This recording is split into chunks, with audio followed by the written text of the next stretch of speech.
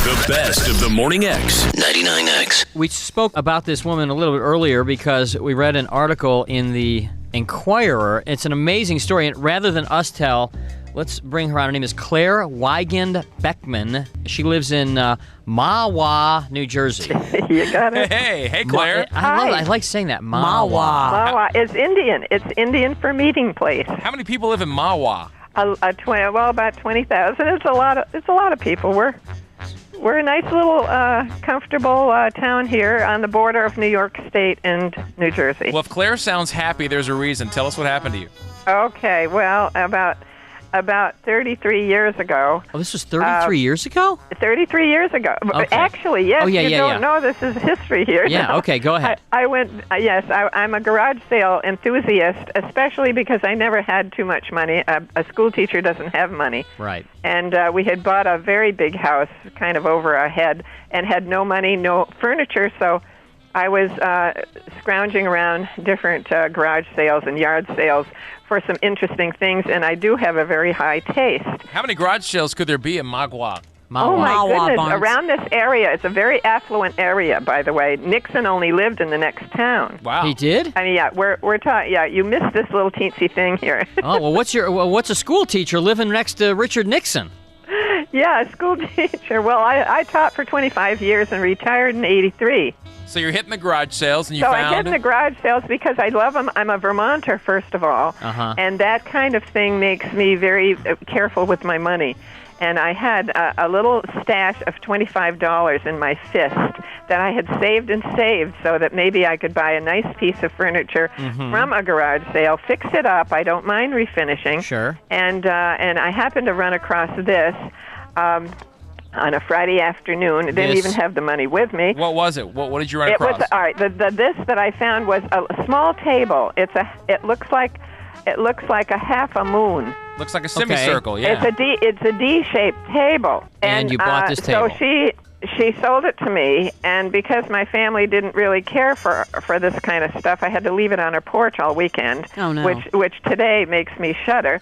What'd you pay for the table? I paid $25. Okay, $25. For the table, and when I turned it upside down to tighten the legs because they were so wobbly, I realized it had a label and it was signed by John Seymour of Boston. Well, not knowing who he was, I went to the library and did research and found out it was a big name.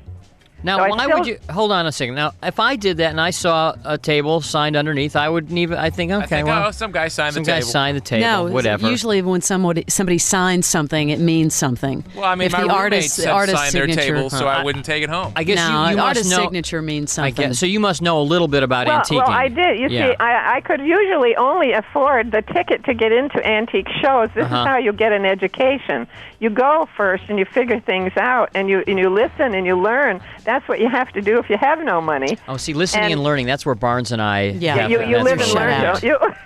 So you anyway, took your table. I just really thought this thing had style. I thought it's a total mess. And my friend who was a decorator said, it's not even going to hold a lamp. Are you going to pay $25 for it? I said, sure. I said, this thing is just exactly what I want for my living room.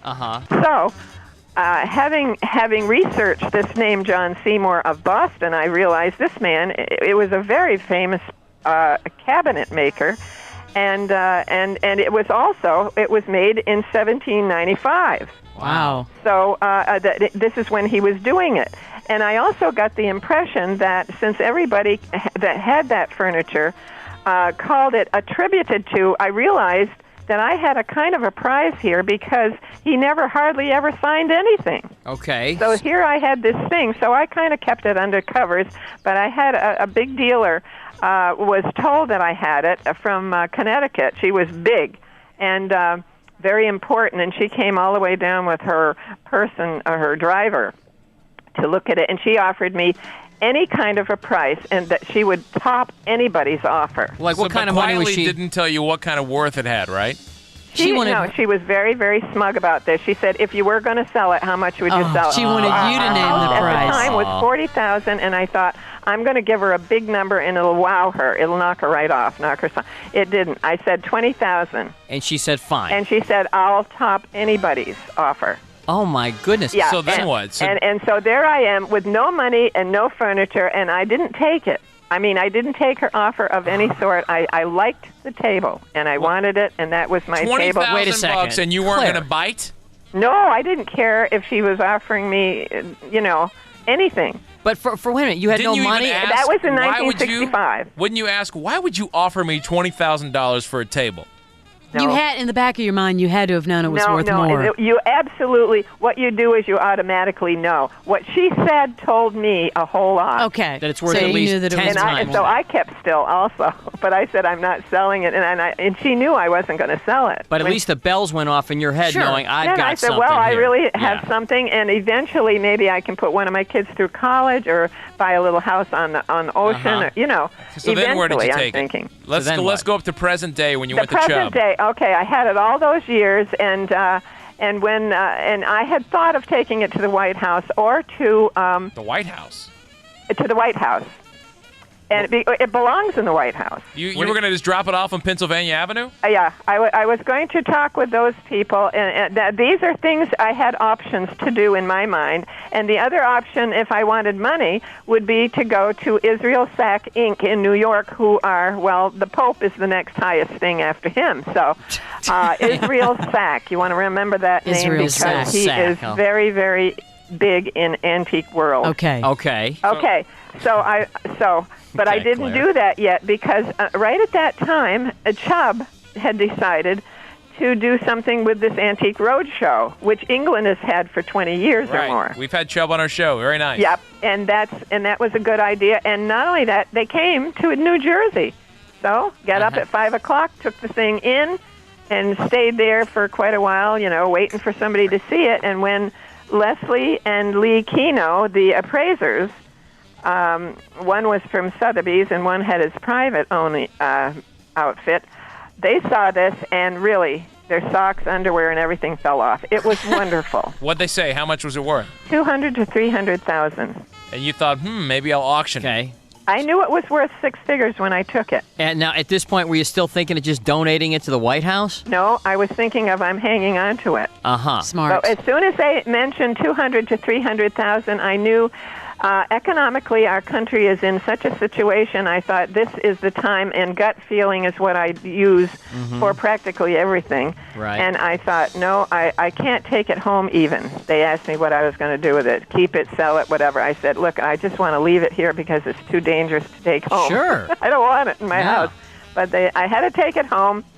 And at that point, I knew I was going to go with Sotheby's and put it up for auction. I just picture you walking around with this table everywhere. Look at this thing. It's a little teeny It's a little unbelievable. table. It's a So little- you go to little side Sotheby's, they table. put it up, and wow, what did it go for? Yeah, it went for over $500,000. Jeez. Yeah, and it Lord went for God. $541,500. And Israel Sack is the one who bought it. So And he was supposed to be the appraiser the day that I took it. This is funny. and they cut you a check for $541,000. No, you got that's on consignment when you do those auctions, right? No.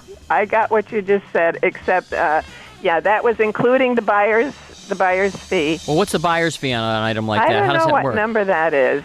Sotheby's It gets the brought it up percentage, to right? $541,500, and see, they had gotten in a bidding war, That is and he ended up with it because he wanted it, and he was bidding for a client. So that you got is- to put some kids through college. No, they're all done with that. They are all finished. It's now mine, and So what are you gonna do with I it? haven't got any husband.